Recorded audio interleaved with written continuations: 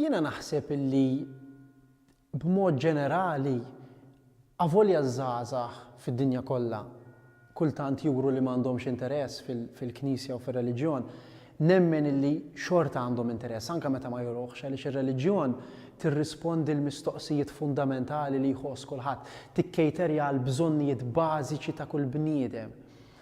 U allura qatt ma tista' titlef ir-relevanza tagħha fil-ħajja ta' xi ħadd għax tirrispondi lek il-mistoqsijiet li l-ebda xjenza, l-ebda arti ma tirrispondi, l-ebda business jew negozju li jista' jkollok, l-ebda affarijiet materjali ma jistgħu jirrispondu. Allura li jiż-żgħażagħ jkunu qrib il-Knisja naħseb li ħaġa naturali.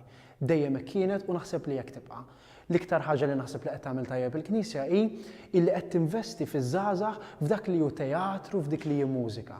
Għaliex iż-żgħażagħ b'mod naturali huma miġbudin ħafna lejn l-element performattiv tal-ħajja, lejn il-mużika, u allura hekk il-Knisja tirkeb fuq dawk l-elementi li jħobbu żgħażagħ kif għamlet għal ħafna żmien.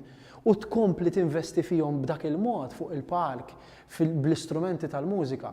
Allura mhux biss tkun qiegħda harvest jew kif tgħid insomma taħsad, tiżra biex il-qudiem taħsad nies li jgħinuha fil-liturġija kif għandha bżonn, imma anke jekk dawk iż-żgħażagħ eventwalment qatt ma jkunu ta' għajnuna għall-Knisja f'ħajjithom ikunu jistgħu jgħidu mal-familji tagħhom jew mal-ħbieb tagħhom illi bl-esperjenzi li jagħmlu fil-Knisja fuq il-palku fil-mużika huma nies aħjar. Jiena n-nies kollha li naf li llum il-ġurnata għamlu wisem f'xi ħaġa fid-dinja, atturi, kantanti, mużiċisti, kollha bdew minn fuq palk umli sempliċi tal-Knisja. U naħseb li huwa servizz kbir li l-Knisja qed tagħti illi l-żgħażagħ qed tagħtihom iċ-ċans li jitilgħu fuq palk, li jafġu, li jiżbaljaw, imma li jitkellmu man-nies u jiżviluppaw dak li hemm ġo fihom. Dik ħaġa sabiħa ħafna u nispera li l-Knisja tibqa' tagħmelha.